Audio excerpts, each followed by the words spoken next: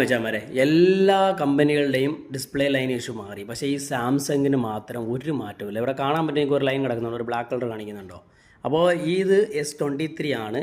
ഈ മൊബൈലിൽ അപ്ഡേറ്റ് കഴിഞ്ഞിട്ട് ഒരാഴ്ച കഴിഞ്ഞപ്പോൾ ഒരു ലൈൻ വന്നു. അത് വന്നും പോയി നിന്നു. ഇപ്പോൾ വലിയ കാര്യമായിട്ട് എടുത്തില്ല. പിന്നെ അത് കഴിഞ്ഞപ്പോൾ പിന്നെ അങ്ങ് 2 ലൈനായി. ഇപ്പോൾ 2 ലൈനാണ്.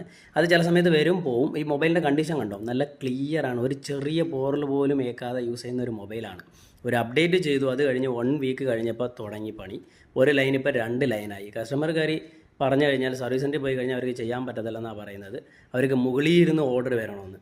അപ്പോൾ ഈ സാംസങ് എന്താ പറയുക, സാംസങ് ഈ ക്വാളിറ്റി ഏറ്റവും തറയായിട്ടാണ്. അത് ഇങ്ങനെ വില കൂടിയ മൊബൈലിലൊക്കെ ഇങ്ങനെയൊക്കെ വരുന്നെങ്കിൽ നമ്മളെന്താ പറയും സാംസങ്ങിന്? എല്ലാ കമ്പനിക്കാരും ഇതിനുള്ള സൊല്യൂഷൻ കണ്ടെടുത്തി. പക്ഷേ ഈ സാംസങ്കാർ മാത്രം ഒന്നും ചെയ്യാൻ പറ്റത്തില്ല എന്നുള്ള കണ്ടീഷനിലാണ്. അപ്പോൾ നിങ്ങളുടെ കയ്യിൽ S23 ഉണ്ടെന്നുണ്ടെങ്കിൽ ഒന്ന് കമൻറ്റ് ചെയ്യാൻ മറക്കല്ല മച്ചാന്മാരെ. ബൈ.